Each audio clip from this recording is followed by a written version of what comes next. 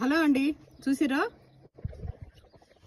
సముద్రపు చేపలు, ఒట్టి ముక్కల ఫ్రై, కాలీఫ్లవర్, ఎగ్గు వేసిన కర్రీ.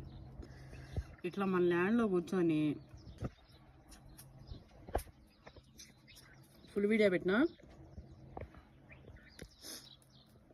ఇది రెసిపీ చేస్తూ 4 ముచ్చట్లు మీతో షేర్ చేసుకున్నా.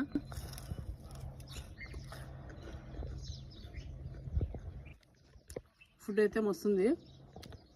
రసమనంలోకి, పప్పుచారులోకి, పచ్చిపులుసులోకి ఇట్లా చేప ముక్కలు పెట్టుకుని తింటూ ఉంటారు చూడు, ఒడి చేపలు మస్తు.